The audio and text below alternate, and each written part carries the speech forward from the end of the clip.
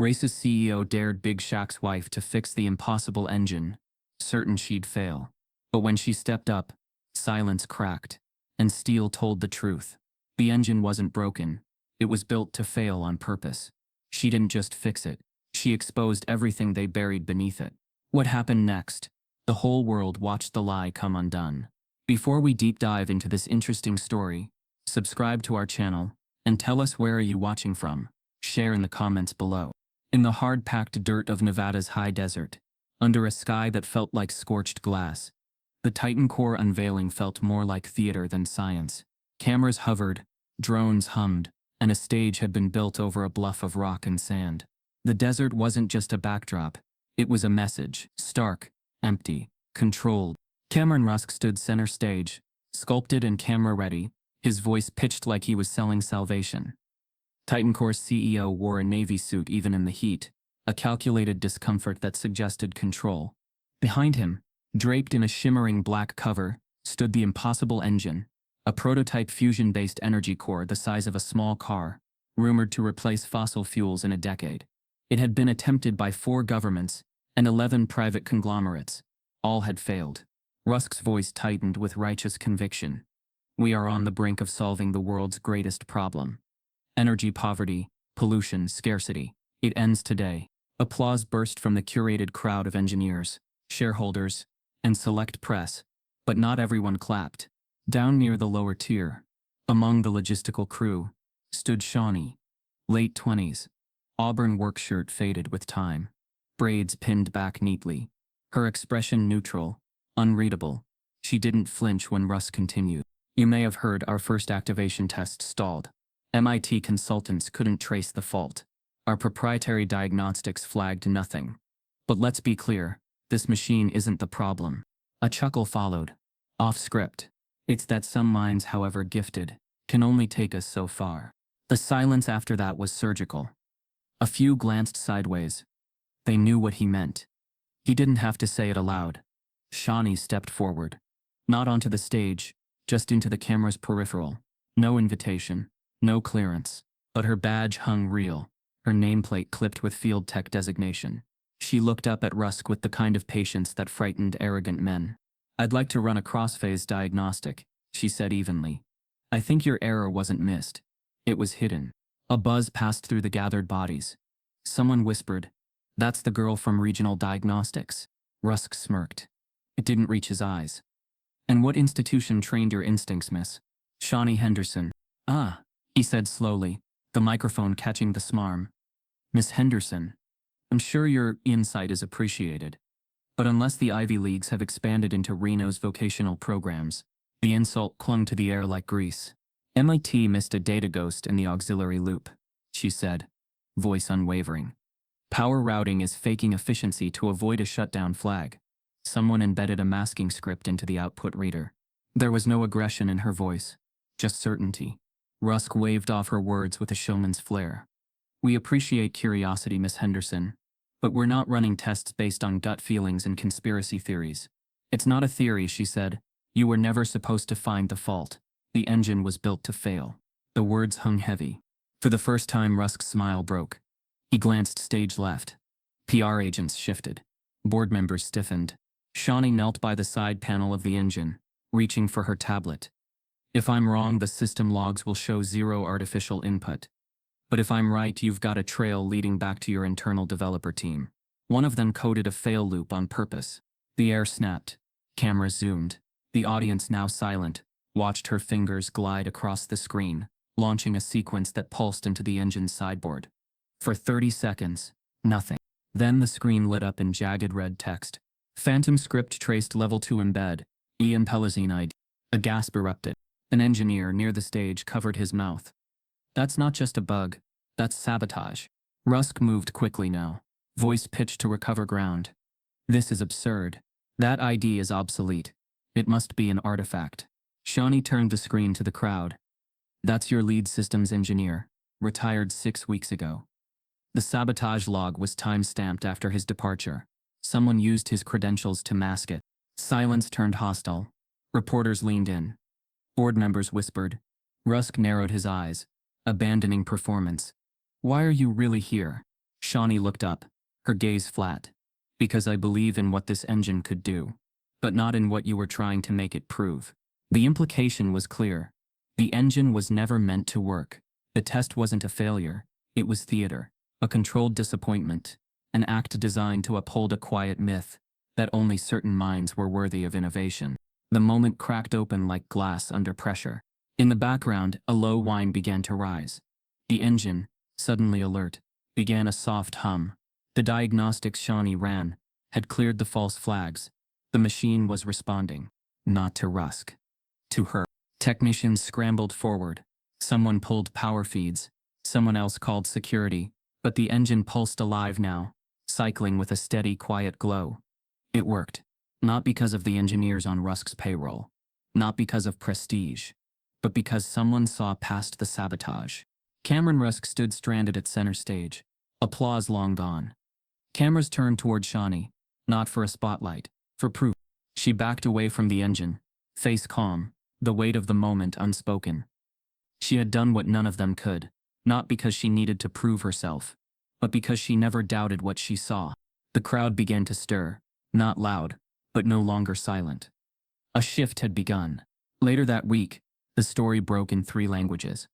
Sabotage at Titan Core. Yuan Sung engineer exposes lie. Rusk gave a statement. Denials. Legal threats. A vague promise to look into internal mismanagement. Shiny didn't go on television. Didn't give interviews. But she returned to her job. Quiet. Constant. Watching. Because some engines don't break on their own. Some are broken, so the right people never get to fix them. They arrived just after dawn. The horizon burning gold behind the jagged mountains. The summit grounds shimmered with white tents, brushed metal tables, and the low thrum of luxury generators powering chilled champagne and soft jazz. It looked less like a tech gathering and more like a fashion show in exile. High collars, mirrored sunglasses, and men whose laughter sounded engineered. Shawnee stepped out first, pulling her jacket tighter against the dry wind. Beside her, Big Shaq adjusted his sleeves, scanning the crowd with a kind of protective boredom. He wasn't just her brother, he was her buffer, the silent counter to every fake smile and slow blink they would meet. Titan Core had extended the invitation as a gesture of goodwill. Shawnee knew what that meant. Show them you're grateful. Show them you fit. Rusk was already working the crowd, cocktail in hand at barely 9 a.m., laughing with men who had patent numbers instead of personalities. When he spotted Shawnee, his eyebrows flicked up, not in greeting, in calculation. Well, he said as they approached, voice smooth as lacquer. Miss Henderson. And he paused with a mock tilt of the head. Your assistant? Brother. Big Shaq said flatly. Rusk grinned like he hadn't heard him. You're early. Eager. I like that. Not many field techs show up in time to beat the sun. Not many field techs get invited. Shawnee replied. Rusk's grin widened. Touch. He gestured toward the far tent, where industry insiders clustered like predators in dress shoes. You'll find your peers over there. Power cell contractors. A few academic floats. Everyone's very excited about what we're not saying. Shawnee didn't move. I'd like to review the auxiliary housing specs before the noon demo. Just to confirm some notes I had from the last public feed. Rusk didn't miss a beat. No, I'd love that. Really? But unfortunately our security protocol's been tightened since, well, I'm sure you understand. Proprietary designs, unstable elements and all. Shawnee held his gaze. I'm cleared for that level. On paper, sure. He said it gently. But this summit isn't about running diagnostics. It's about vision, energy, optimism, and good company. He raised his glass slightly, nodding to a group across the courtyard. They all laughed in unison, laughs that didn't reach their eyes. Big Shaq noticed the sideways glances that started the moment they walked in. One man's eyes trailed Shawnee's badge like it didn't belong. Another checked his watch when she walked past, though the time hadn't changed. They weren't hiding it. As the morning wore on, the engine, still veiled, remained the centerpiece, untouched behind velvet cordons. Guests hovered near it like it was a sculpture, not a machine. Shawnee didn't stare, but she catalogued. Wiring nodes that shouldn't be visible. Heat shielding, mounted unevenly. A vent line redirected to a dead-end valve. She caught it all without touching a thing. Big Shaq stayed close. Every time someone passed by too slowly, or turned with a little too much interest, He adjusted his stance just enough to make it clear he saw them. Not aggressive, just aware. They made their way to the catered section. A glass dome displayed hors d'oeuvres on suspended trays. An older couple approached, smiling brightly, asking Shawnee if she was one of the keynote performers. Shawnee didn't flinch. No. I write code for the diagnostics team. The woman blinked. Oh, that's adorable. My nephew does something like that. With WordPress. Big Shaq. Chuckled once. Not quite the same. Before the awkward silence could deepen, someone called her name. It was Andres, a systems consultant she recognized from a previous conference. He wasn't friendly, but he was curious, and for once that felt like progress. I heard you flagged some inconsistencies last quarter, he said, lowering his voice. That true? Yeah, Shawnee said, careful. But the reports never made it into the formal logs. Thought so, he said. Some of us noticed. Most didn't say anything. There's this pressure here. You speak up, you get buried in red tape. She nodded slowly. You stay quiet, the thing breaks and takes a whole city block with it. He hesitated. You still want access? More than ever. I might be able to run a test suite clone, he said, looking around. Off-site. After dark. But it'll leave a trail. Shawnee smiled faintly. Then make it count. As Andrews drifted away, Big Shaq leaned in. You sure this is worth it? Shawnee didn't answer right away. Her gaze stayed fixed on the tent beyond the engine. That's where Wesk had gone, where the executive decisions were made. They keep me out, she said quietly. But they watch every step. That's not security. That's fear. Big Shaq followed her line of sight. They're not worried you'll mess up. No, she said. They're scared I'll prove I can do what they said I couldn't. The wind picked up again. The heat began to build as the sun climbed high. But the cold they felt didn't come from weather. It came from everywhere they turned. Polite words that pushed them to the edges. Jokes that carried weight beneath the laughter. Conversations that closed the moment they leaned in. Shawnee stayed calm, but her silence wasn't surrender. It was study. Every side glance, every blocked access, every denial wrapped in courtesy. She logged it like data. Because someone didn't want her near that engine. Not because they feared a mistake, but because success would be much harder to explain. The sun crept higher, bleaching the desert pale and unforgiving. But the engine stayed cloaked under its draped black veil, like something sacred or cursed, untouched, untested and waiting to disappoint on schedule. Shawnee stood 3 paces back from the cordon, arms folded, eyes steady. She didn't need to touch it to know. She could already read its patterns, the way it breathed in power like lungs half collapsed. The energy signature fluttered too light, too erratic, like something that had learned to mimic function without ever delivering it. Every 20 seconds a silent diagnostic blinked along its vent base. Green. Then yellow. Back to green. It was lying. She could feel it. Most of the crowd had drifted toward the catered pavilion, or the viewing decks where the Titan Core PR team paraded investors in slow loops around graphs and models. But Shawnee didn't move. Her mind was writing over blueprints from memory. Fan gates too small for fusion-grade pressure. Converters slotted wrong like mismatched vertebrae. Thermal guards detached from their grounding plates. It was theatrical failure. Meticulous even. And intentional. You're staring at it like it owes you money. The voice came low, worn like denim. Shawnee turned. A man stood in the shade of the nearest tower scaffold. Hands in his pockets. Gray at the temples and shoulders broad from years spent carrying more than weight. His badge was flipped backward on its lanyard, and his name wasn't visible, but his eyes were sharp, steady, and heavy with memory. She didn't reply. Not yet. She waited. He stepped closer. Not too close. Just enough. Harlan Vance, he said. Systems engineer retired. Long enough ago that the ones in charge today pretend I never was. Shawnee watched him carefully. The name floated in her mind, attached to an old paper she'd read once about power cycling across unstable feedback loops. A foundational paper. One that had mysteriously vanished from Titan Core's archives 2 years ago. You were part of the Phase 1 build, she said. Was, he answered, until I asked the wrong questions.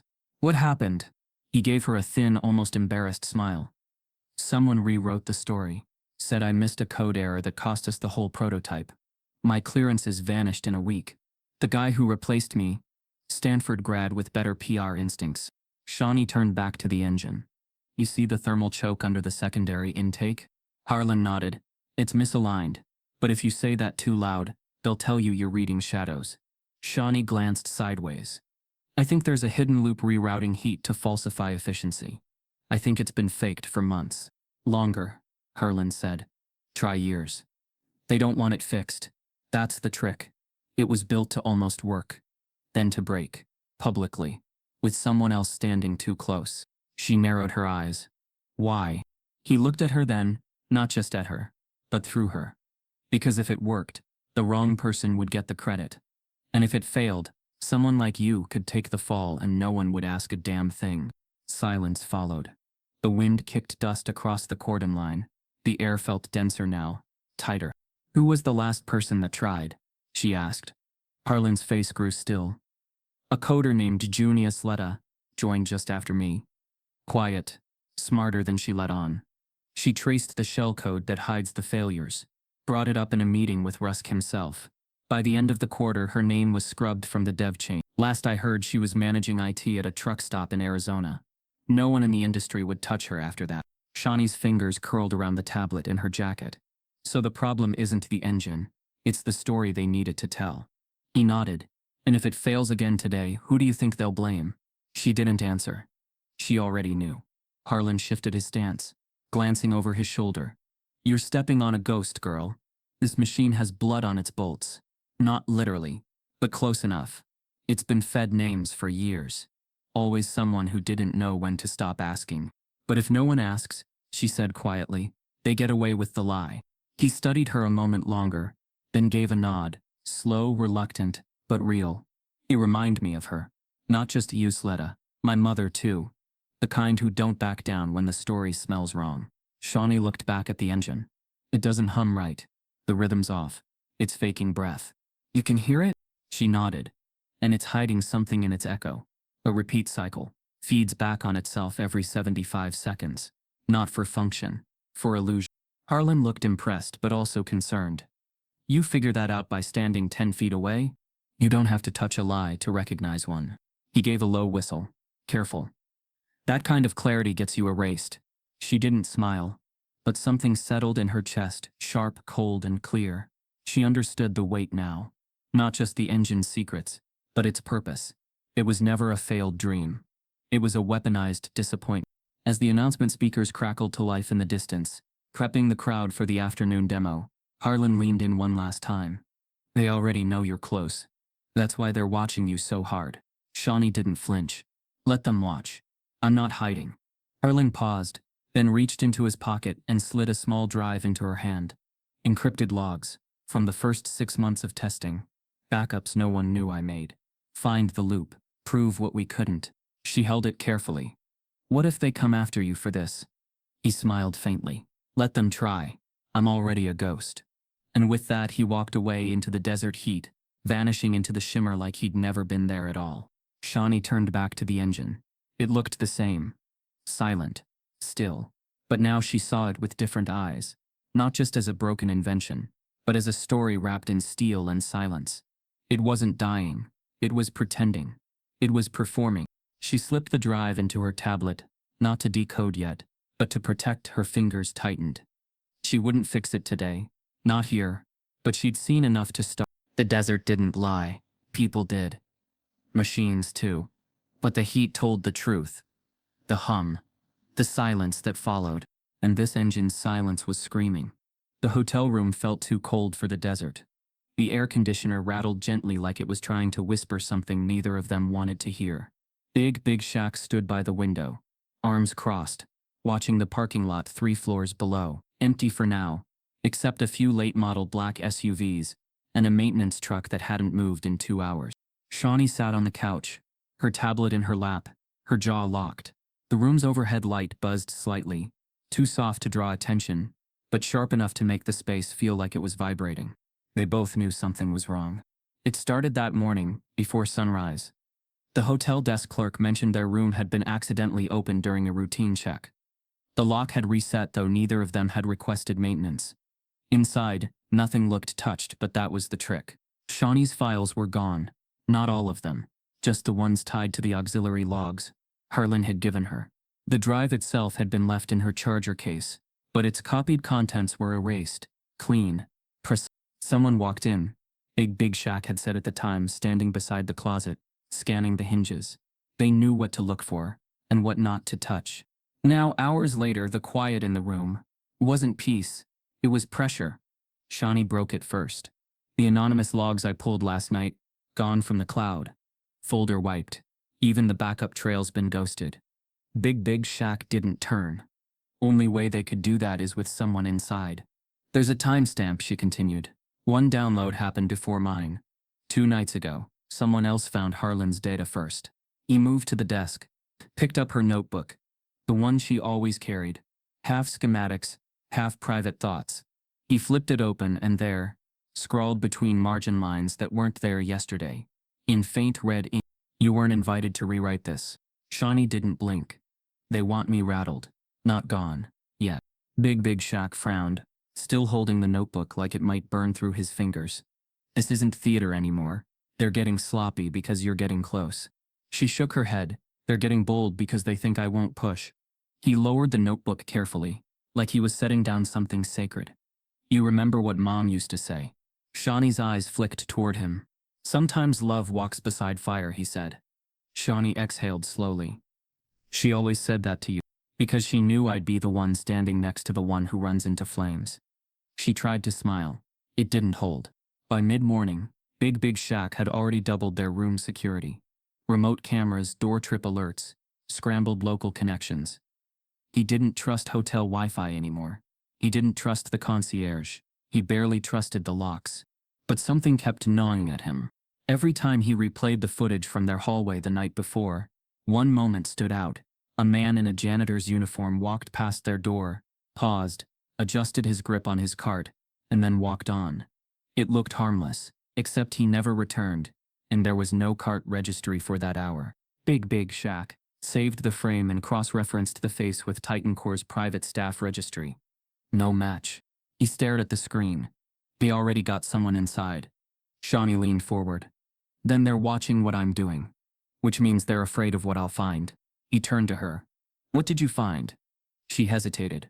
I traced the phantom script Harlan flagged. Remember that false feedback loop? Someone created an alias coder in the archive chain. The ID is fake, but the logic path it follows. It's familiar. Very familiar. Big Shaq's voice dropped. How familiar? I ran a style signature test.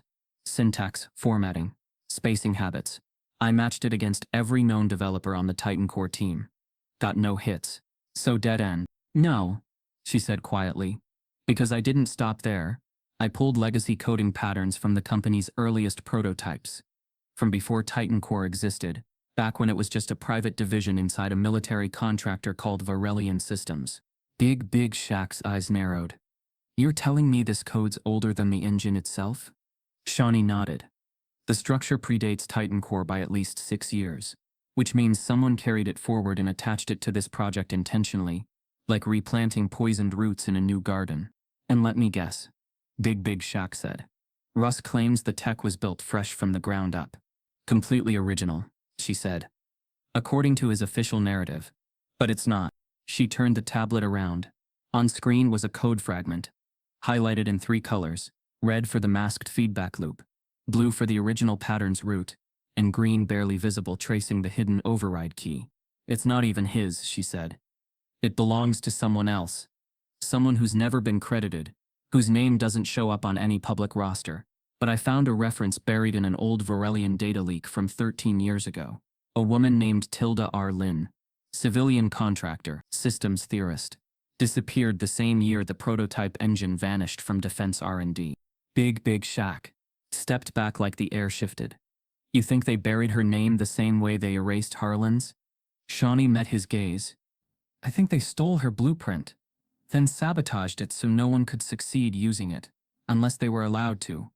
Big Shaq moved to the window again, staring out at the desert, the hotel's too clean parking lot, the sky pressing down like a lid. This ain't just tech politics. This is legacy theft with teeth. Shawnee stood crossing the room. They wanted something impossible, but not too impossible. Something that could be admired, and always just fail enough to stay in the right hands. Big Shaq didn't say anything for a long moment. Then, you're not walking away, are you? No, she said, but I'm not walking alone. That night, they changed rooms without alerting the desk, used burner devices, air-gapped her backups. Big Shaq stayed by the window while she coded, and when they slept, they took turns.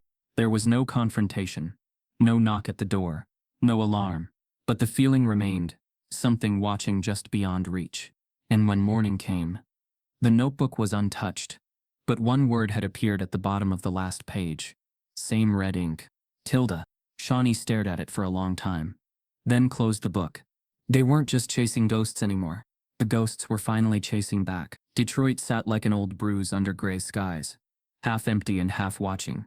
Blocks of forgotten structures leaned like tired shoulders, their paint peeled, windows gaping with history that never made the news. But tucked between two shell buildings near what used to be a rail line, there stood a one-story garage with faded red doors and ivy climbing the brick like veins. Shawnee stepped out of the cab quietly, her coat zipped to her chin against the chill. The air here didn't move like it did in the desert.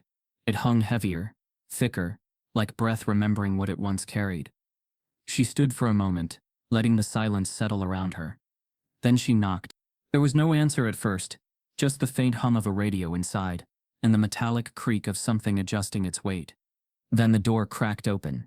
The woman who emerged was lean, tall and wrapped in a green utility jacket that had seen better decades. Her eyes were sharp beneath weathered skin, and she held a wrench in one hand, not raised, but not idle either. "You the girl who called about the drawings?" the woman asked. Shawnee nodded. "Shawnee Henderson. I came a long way." The woman looked her over, then stepped back, motioning her inside. "Eleonora Keys, don't take off your shoes. I got oil all over the place." The interior was dim, warm from a small gas stove, and cluttered with metal parts, old notebooks, and boxes labeled in fading marker. Shawnee caught sight of engine sketches tacked to the wall, fluid, hand-drawn, beautiful, but none of them looked like the Titan core engine. "I heard about you from a leaked forum post," Shawnee said as she settled onto a metal stool. "Said you worked on something called Project Phoenix. Thought it was a conspiracy theory. Then I found your signature buried in the Varelian archive." Elnora's eyes didn't flinch. "Not buried. Scratched out. Took 'em less than a year to make it like I was never there." "You built the original clean core, didn't you?" Shawnee asked. "I co-built it," Elnora said, voice steady. "Back in '96. Me and a man named Lester Hart. We were nobodies. Two engineers working in the shadows of a defense lab. No one talks about. We had the design running at 93% efficiency. No combustion. No external output. A self-sustaining kinetic pulse cycle. It wasn't perfect, but it was real." Shawnee leaned forward. "What happened?" Elnora didn't answer right away. She reached for a tin box near the sink, opened it, and removed a yellowed folder. Inside were blueprints. Folded, faded, but intact. She laid them on the workbench, her fingers tracing lines like old roads. "They said it was classified," she murmured. "Then they pulled Hart into meetings. I wasn't invited to. 1 month later he stopped answering my calls. 3 months later, the whole project was shuttered. 6 months later, the patent showed up under a new company. Different name, same bones, and his name on it. Mine gone." Shawnee studied the drawings. They pulsed with clarity. The math wasn't just functional, it was elegant. And what hit her hardest was how different they were from Titan Core's version. "They butchered it," she whispered.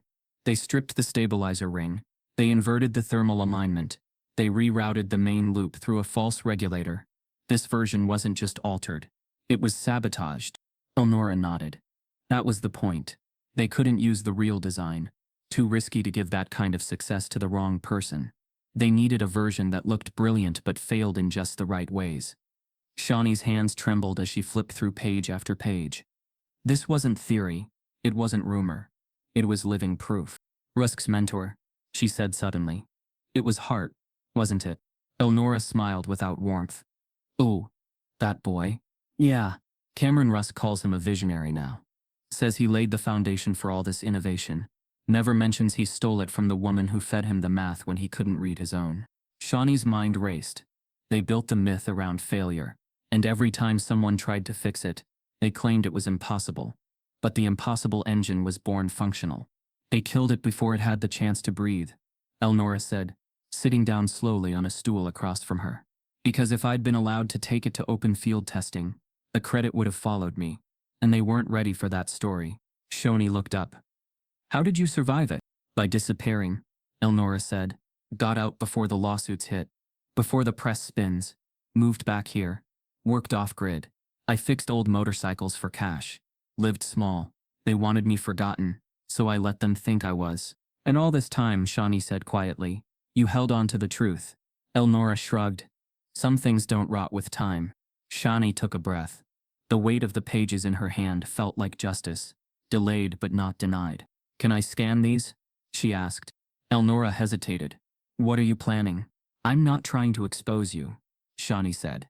But people need to know the engine they're mocking was never broken, just stolen, and broken on purpose. I want to put your name back where it belongs. Elnora studied her, then gave a slow nod. You scan it here. It never leaves my bench. And if they come knocking, I don't know your name. Shoni agreed without hesitation. By sundown, she had the scans secure, encrypted, backed up in 3 air-gapped drives. She logged every page, annotated the differences, flagged the original code structures, and as she worked, she saw the rhythm of the engine come back to life. Quiet, resilient, undeniable. Before she left, Elnora pulled a rusted nameplate from a drawer. Bent, scratched, still legible. It read, E-Keys, Lead Systems Dev, Phoenix Division. I kept it, she said, just in case someone ever came looking. Shani held it in her hands, the past pulsing through the metal like a heartbeat. I'm going to fix what they broke, she said. Not just the machine. The story too. Elnora smiled softly.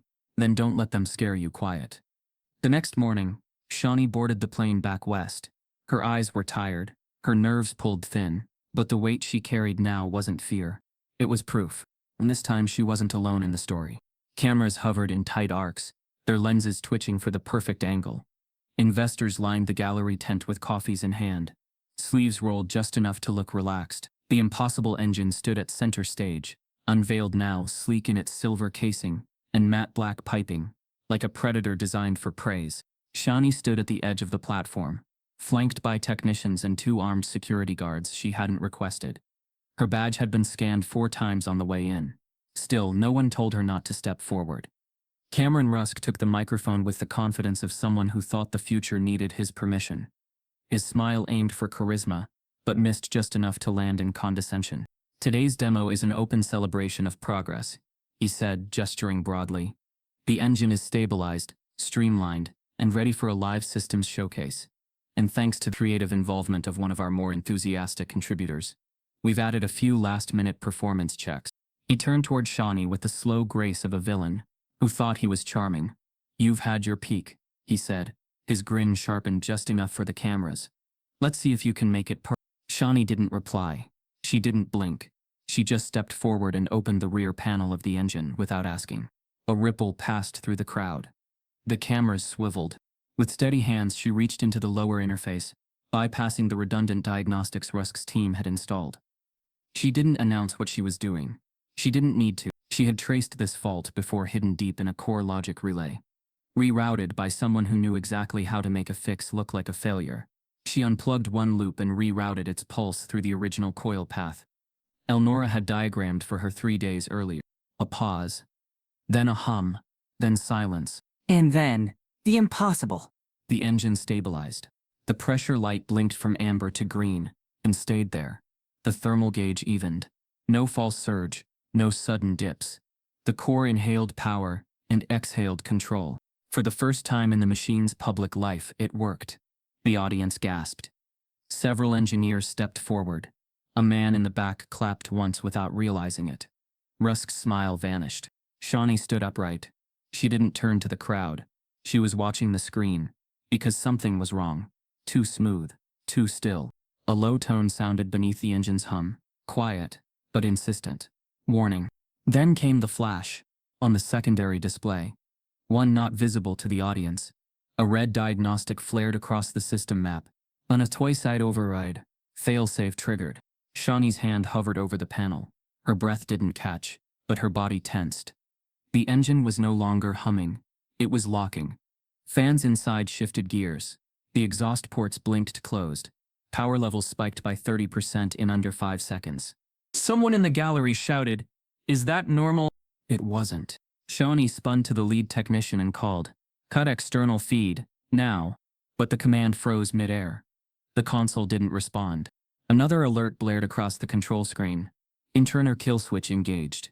Prime in a loop irreversible. Big Shaq, watching from the side rails, moved forward fast. Shawnee, she held up one hand, stopping him without looking back. She knew this wasn't about her failing. It was punishment for trying to succeed. The engine hadn't malfunctioned. It had responded, to her touch, to her correction, which meant the system had been wired to retaliate. The fail-safe wasn't a protection measure. It was a trap. Systems rigged. She muttered to herself, fingers flying across the console. Secondary regulators been looped to self-inflate. It's trying to mimic a core failure. If the media catches this, they'll call it experimental collapse. Say I triggered it. She opened a sub-level panel, accessing an encrypted maintenance node hidden behind the main interface. Inside, a hard-coded directive pulsed under the system log. Protocol 9. If unauthorized hands reconfigure core logic, trigger burnout sequence. And beneath it, one name in faded code attribution. L. Hart. It wasn't just sabotage. It was legacy sabotage. Her correction hadn't broken the machine. It had proven it was never meant to run without permission. She reached for the external override, yanking the circuit reset with a force that tripped the alarm. A siren blared through the lot. Security rushed forward. The audience panicked, unsure whether to cheer or flee. The screen blinked one final message before the reset killed power. Engine enabled. Burnout sequence averted. Smoke hissed from the lower panel. Nothing dangerous, just dramatic enough to feed confusion. Shawnee stepped back, face calm, eyes like steel. The feed cameras still rolled, but they caught none of the truth. Not the hidden command string, not the signature she'd traced, not the proof in her drive. But she knew, and now so did Rusk. He walked toward her with a practiced smile that didn't touch his eyes. Bold move. Shame it didn't hold. Shawnee met his gaze. It held longer than you ever expected. Long enough to show what was buried under your brilliance. His jaw tightened, but he kept the smirk. "We'll be reviewing your access logs." She nodded once. "I hope you do." And with that she walked off the stage. Slow and deliberate, the hum of the crowd behind her rising with questions and theories. Rusk stayed in place, eyes narrowing as the dust swirled around the machine like it knew something he didn't. For the first time he wasn't in control of the narrative. And the engine, once silent, had finally told a different story. Rain hit the windows in tight, rhythmic taps as Cleo Monroe poured her second coffee and sank back into her chair. Her small office above the local radio station in Sacramento was crammed with storyboards, headphones, and a handful of unmarked flash drives, gifts from sources who never called twice. Most of them led nowhere. Some led to war. This one had arrived in a yellow envelope, with no return address, and one line written in tight black ink. "Listen, then decide." Cleo had been in the game long enough to know danger didn't always come wrapped in threat. Sometimes it came in truth too ugly to ignore. She inserted the drive, loaded the media file and pressed play. No visuals. Just audio. A conference room. Voices echoing under high ceilings. Filtered through a corporate-grade mic system. Time-stamped. Dated 4 months ago. The first voice belonged to Cameron Rusk. "Let's stop pretending this engine's ever going to work the way they think. That's not the point. What matters is that it looks real enough, long enough to kill the field. If we let everyone start fixing it, we lose the lead." Another voice, female, clipped. "And if someone actually succeeds," Rusk again, casual and amused. "We package their work under compliance failure and move on. That's why we don't hand keys to wildcards. Especially not ones we brought in to check a diversity box." Laughter, male, multiple voices. One says, "Just broken enough to be ours." Cleo didn't blink. She didn't pause. She rewound, played it again, slower. Then she cross-referenced the timestamps, matched the background noises, against Titan Core's official media from that quarter. It checked out. The art on the wall, the schedule of that day's summit, all matched. This wasn't fake. It was confession. She tagged the audio, layered over her own voice. This recording, provided anonymously, captures Titan Core executives, including CEO Cameron Rusk, openly discussing efforts to sabotage the impossible engine and manipulate candidate access based on race, background, and public optics. What you're hearing is real. She uploaded the full file to her digital archive. Then she hit send. Within the hour, the clip was live on her investigative podcast. By noon, it was on 5 aggregate news sites. By nightfall, it had a trending hashtag, just broken enough. Big Shaq saw it first, refreshing his phone. Between scanning hotel feeds, he called Shawnee without a word, just held the screen up so she could see the play bar, the waveform, the laughter. Shawnee listened to it in silence. No anger, just that quiet, clean stillness she wore when the last puzzle piece slid into place. They said it out loud, she murmured, in their own room. They didn't think anyone would hear. Big Shaq said. They didn't think anyone would believe it, even if they did. But people did believe it. On day 2, universities who had partnered with Titan Core for research posted statements reevaluating alignment. On day 3, former engineers began to share their own micro-stories. Dismissals, buried reports, altered citations, and Cleo, who had broken the original coverage of the impossible engine months ago, was now the center of a firestorm.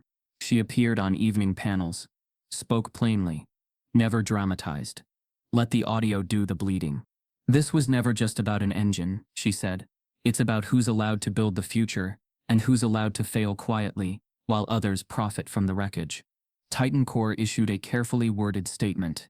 This recording, edited and released without full context, reflects isolated commentary not representative of our corporate mission. Titan Core remains committed to innovation, equity, and integrity. But public sentiment had shifted. The statement landed like glass on tile, shiny, cold, and instantly shattered. Meme accounts layered the audio over slow-motion footage of the engine pulsing, failing, and restarting under Shawnee's hands. Artists began illustrating Elnora Keys's blueprints next to Titan Core's doctored designs. Reddit threads surfaced copies of old press articles mentioning Tilda R. Lynn's mysterious disappearance. Nothing about the machine felt clean anymore. And that was the point. On the 4th day, Cleo received a direct message from an unlisted user. One line. You need to talk to Harlan Vance. He picked up after 2 rings. No hesitation. I figured they'd leak it eventually, he said. They always leak, when the wrong person starts remembering. Why'd you walk away? Cleo asked. Because walking away kept me alive, he replied.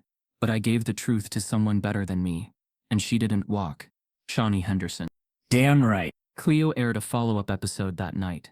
Not just the voice recording, but the legacy behind it. She told the story of Elnora Keys, Tilda Lynn, Harlan Vance, Shawnee. She layered the pieces not as victims, but as architects pushed out of their own blueprints. That episode went viral faster than the leak itself. For the first time, the engine had a story the public could feel. Not just wires and circuits, but stolen hands, buried names, intentional failure crafted as innovation. And somewhere in a tower office that had once overlooked the desert, Cameron Rusk sat in silence as his board called emergency meetings behind his back. His company still had power, but his control was cracking. The engine had been designed to hum just enough to inspire, and fail just enough to justify exclusion. Now that hum had become a siren, and the world was listening. The boardroom at Titan Core's Nevada headquarters, once a temple of controlled spectacle, had changed. The glass walls now wore anti-surveillance film. The receptionist didn't smile, and the nameplates on the table were arranged with less confidence, more caution. What used to be an executive war table had started to feel like a lineup. Cameron Rusk sat at the head, still wearing his Navy power suit, still smoothing the cuff of his left sleeve like it meant something. But his face didn't carry the usual polish. A tremor had crept in behind his eyes. Across from him, a screen lit up as the Department of Energy's investigation panel logged in. There were 5 faces, 2 wearing glasses, none smiling. The inquiry had moved quickly. The leak from Cleo Monroe's story had accelerated everything. Whispers turned to headlines, and now headlines had turned into subpoenas. The chairwoman of the DOE inquiry spoke first. Mr. Rusk, as of this morning, your company is under formal review for research fraud, false grant reporting, and obstruction of innovation. You are being asked, under oath, to account for the reported $900 million in federal funds issued toward the impossible engine over the last 8 years. Rusk nodded once, carefully. Titan Core has cooperated fully with your office. We'll let the facts decide that, the chairwoman replied. At the far end of the boardroom, the shareholders sat frozen, eyes trained on their devices. No one had spoken aloud in 20 minutes. The financials had begun bleeding by the hour. Then the screen shifted. Another participant had joined the call. An external witness. Elnora Keyes appeared in frame from her Detroit garage. Still in her utility jacket, hair pulled back, voice clear.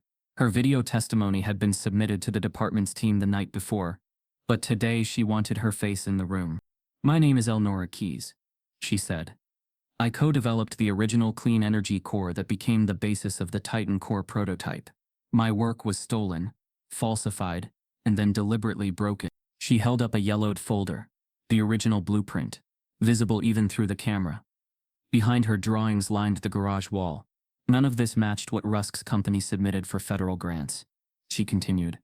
"The version I see on the patent today was a ghost of what we built, sabotaged by design." The DOE's legal analyst nodded and clicked a file into evidence. The side-by-side schematic comparison was damning. The Titan core engine failed precisely where Elnora's original design had remained stable. Adjustments made not for performance, but for delay. Then another video window opened. Harlan Vance came in next, calm as ever. "They phased me out when I flagged the first code inconsistencies. Said I lacked vision, but what I saw was a loop that concealed failure and redirected blame. I was there the day the test logs were altered to hide a spontaneous shutdown. Not an accident, a protocol." The panelists made notes. One of them marked pre-programmed degradation patterns on a digital slate. Another typed, "Pattern matches Lin anomaly from phase 1. Rusk shifted in his seat. These people were never authorized contributors to Titan Core's final system. Whatever they claim. "Mr. Rusk," the chairwoman interrupted. "We've reviewed Cleo Monroe's recordings. We've also authenticated email trails showing internal correspondence where your leadership team labeled specific engineers as optics hires. Would you like to hear those messages read into record?" He froze. "That won't be necessary." "No," came a new voice. "I think the world deserves to hear it." It was Cleo Monroe, her feed patched in from a press briefing room. Her presence wasn't official, but the moment she joined, the room's atmosphere shifted. One shareholder put his face in his hand. Cleo spoke calmly. "You can deny the voices, you can question the context, but what you can't deny is the trail of silenced brilliance, of names erased, of credentials questioned every time they got too close to fixing what wasn't supposed to be fixable." She held up her tablet and read directly. "Keep her looped on compliance. Don't give her the full data set. She's clever but still green. And if she stumbles, we'll hang it on her and say the experiment was too ambitious." Dated 2 weeks before Shawnee was granted limited access, Cleo continued. "You siphoned money off the illusion of an almost breakthrough. Enough to keep Congress interested. Enough to keep competitors doubtful. But never enough to let someone like Shawnee Henderson actually fix it. Because that would have dismantled your entire script." On cue, the screen filled with a final display. Cleo's published exposé now circulating on major news platforms. Titled, "The Engine They Tried to Break. The Woman Who Made It Sing." It opened with a still of Shawnee at the test site, standing beside the stabilized engine, eyes locked forward, the machine pulsing behind her. Inside the Titan Core boardroom, no one spoke. The DOE chairwoman reviewed the timestamps. "We've also located the kill switch code embedded in the system core, traced back to a firmware build approved by your predecessor, Lester Hart, and carried forward under your leadership." A pause, then, "Mr. Rusk, do you deny that your organization submitted falsified results to federal oversight committees in order to sustain funding through Phase 3? He hesitated. "I followed the strategic direction provided by—" "You signed every authorization," the chairwoman said. "And now we have confirmation that nearly $900 million in grant funds were funneled into a system designed to fail. Not by accident, by order." Behind Rusk, one board member finally stood. "I move that we suspend Mr. Rusk from all executive duties pending federal proceedings," she said. "Effective immediately." No one objected. Security approached. Rusk didn't look at them. He stared at the frozen image on the screen. Shawnee standing at the engine, her expression calm. Certain, the kind of certainty he could never fabricate. And as they escorted him out, the walls didn't echo with applause or shame. Only silence. the kind that follows truth too long hidden. The board turned blue, cold with revelation. And outside, the public kept watching, not for fire or spectacle, but for something far more rare, a system starting to tell the truth. The courtroom was quiet, not from fear, but from focus, the kind of silence that builds when everyone knows something permanent is about to be said out loud. Cameras framed every corner, some for network coverage, others live streaming to classrooms, labs and forums that had followed the impossible engine story for months. Shawnee Henderson stood at the witness stand, posture composed, voice measured. She didn't flinch under the gaze of the room. Her name had already been in headlines, her face on magazine covers. But here, under oath, she spoke not for glory, but for clarity. She walked the jury through everything. The hidden loop inside the auxiliary processor, the kill switch code that masked real-time failure, the buried design stolen from Elnora Keys, the original blueprint resurrected in her hands, proving the engine had never been the problem. The failure, she said, pausing just long enough to let it land, was always part of the plan. Not technical, strategic, and targeted. She didn't dramatize. She didn't accuse with heat.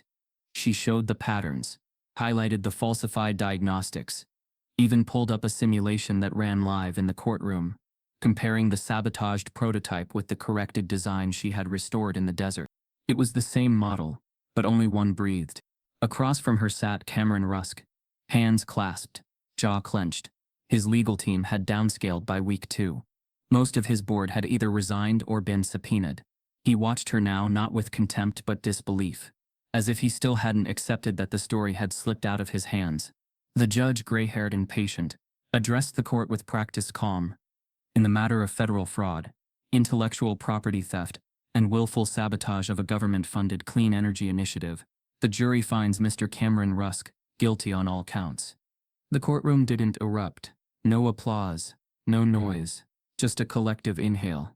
The sound of a dam finally breached. Outside, media vans lined the courthouse steps. Reporters stood ready with scripts that now had endings.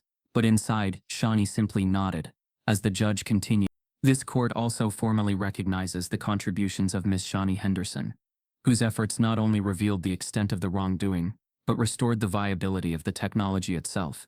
The judge turned slightly toward her. This trial confirms what many already knew.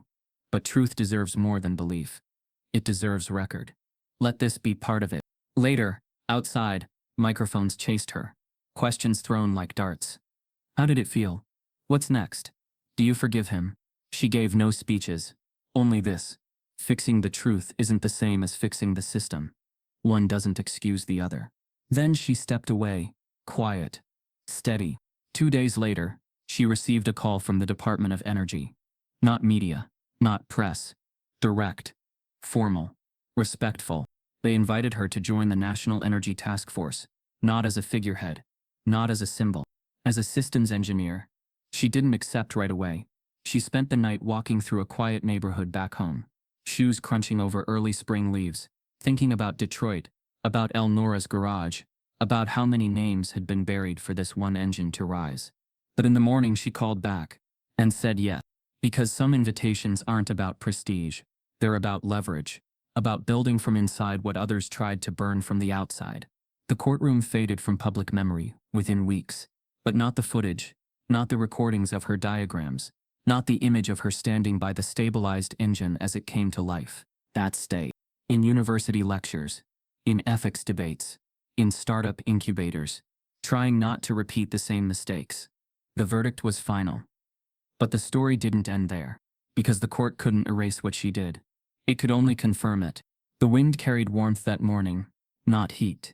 The kind of air that made you stop mid-step and feel the moment resting on your skin. The sky above Las Animas, New Mexico, was streaked with sun, not clouds, and behind the modest hills stood a new structure. Steel bones painted with earth tones, wide solar fins tilted toward the east, and a nameplate already casting a shadow across fresh concrete. The Henderson Initiative for Next-Gen Power.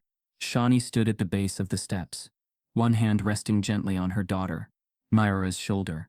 Beside her, Big Shaq adjusted his blazer, not used to standing still for this long, especially under this kind of attention. But this wasn't about attention anymore. This was about arrival. It had been 6 months since the verdict. 8 since the engine had hummed under her fingers.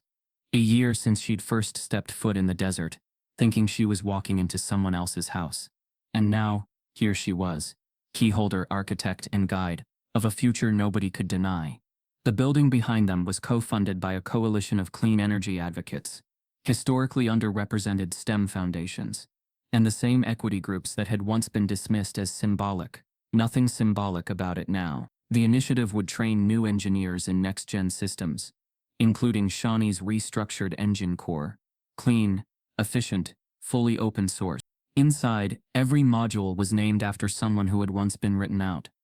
Elnora, Tilda, Harlan, June Nisleta. Shawnee had insisted on that.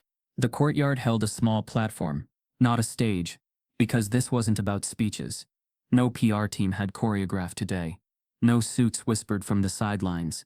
This was community-funded, community-driven, a blueprint for what happened after the fight ended. Minmira, just 11 and already watching the world like a coder reading patterns, stepped forward holding a bronze plaque. It was heavy, not in weight, but in what it said. She knelt down in front of the stone pedestal and affixed the plaque herself, pressing each screw with care. Her mother didn't need to help. She only placed a hand lightly on her daughter's back, steadying her like a circuit grounding its current. The plaque read, "For every genius they ignored, for every woman they erased." Mara stood, looked at her mother, then looked at the crowd. Big Shaq spoke first, his voice soft, roughened with pride. "We built this because we got tired of waiting to be invited. Because sometimes, legacy doesn't wait, it just starts." Shawnee took a breath. The crowd quieted, not because they were instructed, but because they knew what was coming wasn't meant for headlines. It was meant for memory. "People ask if I'm proud of fixing the engine," she said, her voice steady, clear. "But the truth is, the engine was never the story. It was the excuse. The real work was making sure the next version of the story doesn't need permission to begin." She let the pause live, then continued. "They told me not to reach too far, not to trust what I could see. That being close was enough. That being almost right was safer. But when I saw that engine, I didn't see failure. I saw what someone tried to bury." She looked at her daughter, then back to the crowd. "And if you've ever been the one who wasn't picked first or picked last only for show, or told to stay quiet just a little longer, then you already know what I know." Another breath. "They don't fear our mistakes. They fear our success." Light applause followed, not thunderous, but deep, like agreement found in the bones. Big Shaq stepped beside her, sliding a hand into hers. He wasn't used to talking, but he'd built this moment with her piece by piece. Every late night guarding hotel doors, every silent hallway where threats lived in polite stares, every time he'd walked a step behind, not because he had to, but because he chose to shield her back while she built what mattered. After the formal ceremony, kids wandered into the test bay where a smaller-scale version of the engine pulsed at low capacity, demonstration mode. It had been deliberately slowed, broken open in parts, exposed so young minds could walk through it like a body learning its lungs. Shawnee watched them move from console to console, fingers flying, asking questions no one rushed to answer. They weren't being tested, they were trusted. Later that afternoon, Cleo Monroe arrived. Quiet as always. She didn't come for coverage. She came because the end of her article still hung in classrooms. Because she remembered the first time she heard Shawnee's name whispered through a comm feed on a drone. "You did it," she said simply. Shawnee shook her head. "We told the story. I just changed the ending." That night, long after the guests left and the courtyard emptied, Shawnee walked the length of the new facility. She stopped at the back wall where a metal panel had been etched with names. Not the initiative's donors, but the array. She added one more herself. With her own tool, just small enough to require someone to lean in to read it. Seth Henderson.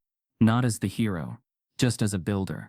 Big Shaq found her there, eyes tracing the letters. "Took you long enough," he joked. She smiled. "Just wanted to be sure." "Of what?" "But they'd never unwrite this." He nodded. "They won't." Miara joined them, barefoot, curled up under Big Shaq's arm. The three of them looked out across the lot, where the solar wings rotated slightly to catch the last edge of sun. No banners, no spotlights, just a building that buzzed with light because someone finally let it work the way it was meant to. Not patched, not contained, just real. And in that moment, standing between her past and her daughter's beginning, Shawnee understood the truth. She didn't just fix the engine. They couldn't stop her from redesigning the system. If this engine shook you, wait till you see what's buried in the next blueprint. We don't just tell stories, we expose the silence between them. Every name they erased, every idea they buried. We dig deeper. This isn't the end, it's the ignition. Stay curious. The system's still live. They tried to bury a flaw. She uncovered a design. This wasn't a malfunction, it was a message. We don't just break silence, we engineer what comes after it. The engine turned once. Now the story won't stop.